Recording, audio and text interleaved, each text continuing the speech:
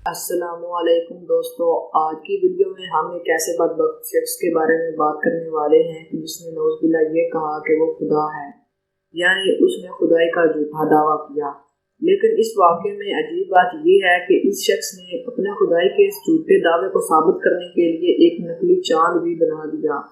مجھے امید ہے کہ آپ کو یہ واقعہ بہت ہی دلچسپ لگے گا، تو شروع کرتے ہیں اپنا آج کا واقعہ۔ تو یہ شخص خراسان کا ایک علاقہ مرو جو ایک ایسا پسماندہ گاؤں تھا، وہاں کا رہنے والا تھا، جہاں 1.5 صدی گزر جانے کے باوجود بھی اسلام کی تعلیمات ٹھیک طرح سے نہیں پہنچ پائی تھیں۔ گاؤں میں ایک مسجد بھی موجود تھی، لیکن نمازیوں کی تعداد بھی بہت کم تھی اور اتنی ہی نمازیں پڑھا کرتے تھے جتنی آتی تھی۔ ان دنوں اسلامی دنیا بنی امیہ اور بنو عباس کے تنازعات میں گھری ہوئی تھی، لیکن ان دیہاتیوں کو ان کے حالات سے کوئی سروکار نہ تھا، کیونکہ وہاں تک یہ خبریں پہنچا بھی نہیں کرتی تھیں، اور یہ گاؤں تھا بھی کیا، ایک جزیرہ تھا، مگر یہاں مکمل امن و سکون تھا اور وہ محفوظ و ممان اپنے کام میں مصروف تھے۔ سب اپنے کام سے کام رکھتے تھے۔ گاؤں میں سب لوگ نچلی ذات کے تھے، انہی میں ایک دھوبی تھا، ایک خاندانی دھوبی، لوگوں کی میل کچیل صاف کرنے والا دھوبی، لیکن اپنے اخلاق کی بدولت اس نے لوگوں کے دلوں میں جگہ بنا لی تھی۔ وہ اس کی بیوی مل کر پورے گاؤں کے کپڑے دھونے کے لیے گھر گھر جاتے اور دھو کر واپس پہنچاتے تھے۔ عمر کافی ہو گئی تھی پر کوئی بچہ نہ تھا، اس پر وہ بہت زیادہ افسردہ تھے۔ پر ایک دن اس کی بھی اللہ نے سن لی۔ بیوی کی عمر تقریباً 40 سال تھی کہ گود ہری ہونے کی خوشخبری ملی۔ گاؤں والوں کو خبر ملی تو وہ بھی بڑے حیران ہوئے، مگر مبارکباد بھی دی۔ اس نے بھی ہر ایک سے دعا میں بیٹے کی درخواست کی تھی۔ مہینوں گزر گئے مگر دھوبی کی جانب سے کسی بھی خوشخبری کا اظہار نہ کیا گیا، تو گاؤں کی عورتوں کو تجسس ہوا کہ آخر ہوا کیا ہے، لڑکا یا لڑکی۔ ایک عورت نے ہمت کر کے پوچھ ہی لیا کہ اے دھوبی، تیرے گھر بچہ ہوا بھی ہے یا نہیں؟ دھوبی نے جواب دیا کہ ہاں، میرے گھر بچہ پیدا ہوا ہے۔ پوچھا گیا کہ بیٹا یا بیٹی ہوئی ہے؟ جواب دیا گیا بیٹا ہوا ہے۔ پھر عورت نے پوچھا کہ اس کا نام کیا رکھو گے؟ جواب ملا کہ نام میں کیا رکھا ہے، ہاشم نام رکھ دیا ہے ہم نے تو۔ عورتوں نے پوچھا کیا بات ہے، تو خوش نظر نہیں آتا، حالانکہ تجھے خوش ہونا چاہیے کہ تیری مراد بار ہوئی اور تیرے ہاں بیٹا ہوا جو تیری برسوں کی خواہش تھی۔ دھوبی نے جواب دیا کہ بہت بدصورت ہے، مجھے تو ذرا بھی اچھا نہیں لگا۔ پوچھا گیا کہ تیری بیوی کو کیسا لگا؟ جواب دیا اب وہ اپنے ہاتھ سے گلا تو گھونٹ نہیں سکتی۔ عورت نے کہا کمال ہے، کیسے ماں باپ ہو تم، اپنی اولاد تو سب کو ہی پیاری لگتی ہے۔ اس پر دھوبی نے پھر جواب دیا بس اتنی خوشی ہے کہ بڑا ہو کر میرا ہاتھ بٹایا کرے گا۔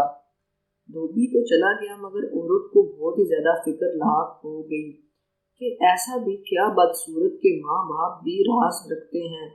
اکیلی جانے کی ہمت نہ ہوئی، کئی دوسری عورتوں سے بھی ذکر کیا، مگر کوئی بھی دھوبی کے گھر اس کے ساتھ چلنے پر تیار نہ ہوئی۔ آخر ایک عورت مان ہی گئی، دونوں دھوبی کے گھر گئے۔ کیا دیکھتے ہیں کہ ایک باشد بھر کا بچہ تھا، دیکھتے ہی ڈر کر دور ہٹ گئیں۔ چپٹی سی ناک، چہرے پر پھیلی ہوئی آنکھیں، اندر کو دھنسی ہوئی پیشانی، ضرورت سے زیادہ باہر کو نکلی ہوئی، گولتا کی طرح سیاہ رنگت۔ بچہ ذرا بڑا ہوا اور گھر سے باہر نکلنے لگا تو بچے جنہیں بدصورتی اور خوبصورتی کی تمیز نہیں ہوتی مگر خوف کا عنصر تو ان میں بھی ہوتا ہے، وہ اس سے خوف زدہ رہتے اور اپنے ساتھ کھیل میں شریک نہ کرتے بلکہ بھاگ کھڑے ہوتے۔ کچھ ہی عرصہ بعد بچے بھی مانوس ہو گئے اور اس کے ساتھ کھیلنے لگے۔ اب ہاشم کو بھی احساس ہونے لگا تھا کہ وہ باقی بچوں سے بہت ہی زیادہ الگ ہے۔ وہ اپنے آپ کو اکیلا محسوس کرتا تھا۔ ماں باپ صبح جاتے اور شام ڈھلے آتے تھے، وہ اکیلا تنہائی میں سوچتا رہتا کہ اسے اب کیا کرنا چاہیے، حالانکہ اس کی عمر ابھی سوچنے کی نہ تھی۔ باپ نے اس کی بات کو بغور محسوس کیا کہ ہاشم تنہائی کا شکار ہوتا جا رہا ہے، لہٰذا اسے بھی اپنے ساتھ کام میں شریک کر لیا کہ جلدی ہی سیکھ بھی جائے گا اور وقت بھی گزرتا جائے گا۔ ہاشم بڑی بے دلی سے باپ کے ساتھ کام پر جاتا، ماں بھی ان کے ہمراہ جایا کرتی تھی۔ ہاشم کو اب اور زیادہ احساس ہونے لگا کہ اس کے ماں باپ کی بھی کوئی عزت نہیں کرتا۔ وہ سوچتا تھا کہ وہ ایک بے عزت خاندان کا بے عزت بچہ ہے۔ باپ کے مرنے کے بعد وہ بھی ہاشم نہیں دھوبی کہلائے گا۔ ایک دن گاؤں کی مسجد میں مرو سے کوئی عالم دین آئے تھے۔ وہ بھی کھیلتا ہوا وہاں پہنچ گیا۔ کیا دیکھتا ہے کہ مسجد کے مولوی اس کی بڑی آؤ بھگت کر رہے ہیں۔ گاؤں کا ہر شخص ان سے جھک جھک کر مل رہا ہے اور ان کی ادب و خدمت کر رہا ہے۔ اس سے عالم صاحب کی یہ عزت افزائی دیکھی نہ گئی اور وہ گھر چلا آیا۔ ساری رات سوچتا رہا کہ ان کی عزت اس وجہ سے تھی کہ وہ دھوبی نہ تھے۔ دوسرے دن باپ گدھا لے کر کھڑا تھا، لیکن ہاشم اکڑ کر کھڑا ہو گیا اور ساتھ جانے سے انکار کر دیا۔ باپ نے وجہ پوچھی تو جواب دیا کہ مجھے دھوبی نہیں بننا، لوگ دھوبی کی عزت نہیں کرتے ہیں، بچے بھی مجھے دھوبی کہہ کر چڑھاتے ہیں۔ باپ نے پوچھا پھر کیا سوچا ہے، کیا کام کرو گے؟ ہاشم نے جواب دیا کہ اس دن مسجد میں مولوی صاحب آئے تھے، انہیں دیکھا تھا نا، لوگ کتنی عزت کرتے ہیں ان کی، بس میں بھی انہیں کی طرح بننا چاہتا ہوں۔ دھوبی تو سر پکڑ کر بیٹھ گیا۔ اس کی بیوی نے بھی رونے جیسے شکل بنا لی۔ مسجد میں جو امام ہیں ان کا تو یہ حال ہے کہ کسی نے کچھ دیا تو کھا لیا، وہ تو ہم سے بھی زیادہ قریب ہیں، خالی عزت سے کیا ہوتا ہے۔ باپ سمجھا سمجھا کر تھک گیا، لیکن وہ کسی کی بات نہیں سنتا تھا۔ آخر کار باپ اس کا ہاتھ پکڑ کر مسجد میں لے گیا اور مولوی کے ہاتھ میں اس کا ہاتھ دے دیا، اسے مولوی بنا دو۔ مولوی نے کہا کہ تم تو دھوبی ہو۔ باپ نے جواب دیا کہ ہاں، مگر یہ مولوی بننا چاہتا ہے۔ ہم نے اس کو لاکھ بار سمجھایا، مگر اس پر بھوت سوار ہو گیا ہے مولوی بننے کا۔ مولوی نے کہا کہ ٹھیک ہے، بھیج دینا کل سے اسے میرے پاس، میں اسے لکھنا پڑھنا سکھا دوں گا۔ ہاشم نے مسجد جانا شروع کر دیا۔ وہاں کچھ بچے اور بھی آتے تھے۔ وہ بہت خوش تھا کہ یہاں اسے کوئی دھوبی نہیں کہتا تھا۔ مولوی صاحب نے پہلے ہی دن کہہ دیا تھا کہ اسلام میں کوئی چھوٹا بڑا نہیں ہوتا، کوئی امیر کوئی غریب نہیں ہوتا، ہر مسلمان دوسرے مسلمان کا بھائی ہوتا ہے اور سب کا رتبہ ایک ہی جیسا ہوتا ہے۔ مولوی صاحب قرآن پڑھاتے، ساتھ ساتھ مطلب بھی سمجھاتے جاتے۔ سب حیران تھے کہ دھوبی کا بچہ بھی تعلیم حاصل کر رہا ہے۔ دوسری طرف دھوبی اسے لان تان کرتا رہتا تھا۔ ہاشم کا ذہن پڑھائی میں بہت اچھا تھا۔ جلد ہی اس نے قرآن کریم کو ختم کر لیا۔ اچھا خاصا پڑھنا لکھنا بھی آ گیا تھا۔ اب ظاہر ہے مسجد کے امام سے اتنا ہی پڑھ سکتے تھے کہ جتنا وہ امام صاحب خود جانتے تھے۔ اب اس کے شوق کو دیکھ کر اسے قریبی گاؤں بھیج دیا گیا، جہاں کے امام نے انہیں علم شعر کی تعلیم دی، جو اس وقت ایران کا ایک بہت بڑا علم سمجھا جاتا تھا۔ اسے اس علم میں دلچسپی ہوئی، مگر کچھ ہی عرصہ بعد وہ اس سے بھی اکتا گیا۔ اب حال یہ تھا وہ پوری طرح تعلیم بھی حاصل نہ کر سکا اور دھوبی وہ بننا نہیں چاہتا تھا، یعنی گھر کا رہا نہ گھاٹ کا۔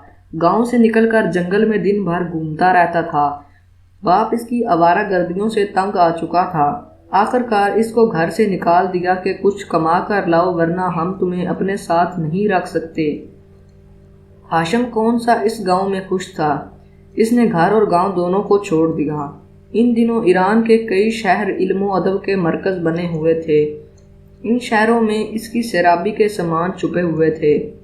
مرو ان میں سے سب سے قریب تھا۔ اسے معلوم تھا کہ مرو میں ہر فن کے استاد بیٹھے ہیں۔ وہ مرو میں آ گیا۔ اسلام کا ابتدائی زمانہ تھا، علوم محدود تھے، لیکن ذوق و شوق حد سے زیادہ بڑھا ہوا تھا۔ طالب علموں کی بے حد عزت کی جاتی تھی اور ہر طرح سے ان کا خیال رکھا جاتا تھا۔ ہر مسجد ایک مکتب بنا ہوا تھا، جگہ جگہ علماء درس دیا کرتے تھے۔ ہاشم نے بھی یہاں رہ کر تعلیم حاصل کرنا شروع کر دیا۔ ہاشم کا غائب ہو جانا کوئی قابل ذکر بات نہ تھی۔ اس کے ماں باپ تک کو اس کی فکر نہ تھی۔ ہاں، اس کی ماں اس کے کبھی یاد کر لیا کرتی، پھر یہ کہہ کر صبر کر لیا کرتی کہ وہ کون سا ہمارے کام کا رہا ہے۔ کئی سال گزرے گئے، ہاشم کو کوئی اتا پتہ نہ تھا۔ لوگ اسے بھول گئے تھے کہ ایک دن وہ گاؤں لوٹ آیا۔ لوگوں نے اس کی آمد کی خبر اس کے ماں باپ کو دی۔ ماں کی ممتا بے چین ہو گئی اور وہ گھر سے بھاگ کر ہاشم کے پاس پہنچی۔ ایک پستہ قد کا نوجوان اس کے سامنے کھڑا تھا۔ وہ اسے گھر لے گئی، دیر تک سامنے بٹھا کر روتی رہی۔ شام کو دھوبی گھر آیا تو بیٹے کو سامنے دیکھ کر وہ بھی خوشی سے پھولا ہوا تھا۔ دل میں سوچ رہا تھا اتنے دنوں بعد آیا ہے، یقیناً دنیا دیکھ کر کافی کچھ سیکھ گیا ہوگا، کوئی کام دھندا کرنے لگا ہوگا۔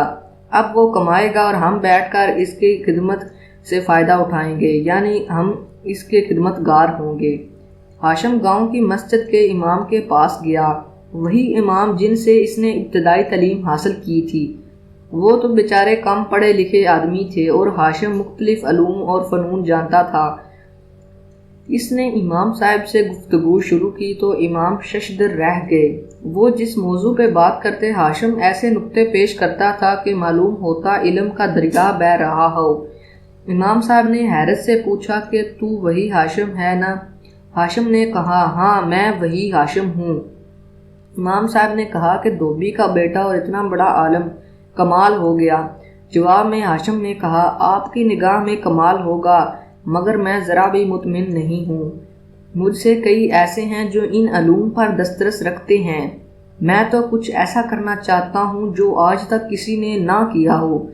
مولوی صاحب نے بڑی حیرت سے پوچھا ایسا کیا کام ہے بھلا جو کوئی اور انسان نہ کر سکا ہو؟ اگر تو مردوں کو زندہ بھی کرے گا تو وہ حضرت عیسیٰ بھی کر چکے ہیں، اگر تو آسمانوں پر بھی چلا جائے تو وہ حضرت محمد صلی اللہ علیہ وآلہ وسلم معراج کے واقعے کے دوران کر چکے ہیں، آخری آسمان سے بھی آگے جا چکے ہیں۔ ایسے خیالات سے باز آ جاؤ، جو علوم تیرے دسترس میں ہیں ان پر اللہ کا شکر ادا کرو۔ دوستو یہ واقعہ تھوڑا سا زیادہ ہی لمبا ہو جائے گا، اس لیے میں اگلی ویڈیو میں اس کے متعلق مزید بات کروں گا۔ امید کرتا ہوں کہ آپ کو یہ ویڈیو اچھی لگی ہوگی، تو جلدی سے اس ویڈیو کو لائک کر دیجئے اور چینل کو سبسکرائب کرنا بالکل مت بھولیے گا۔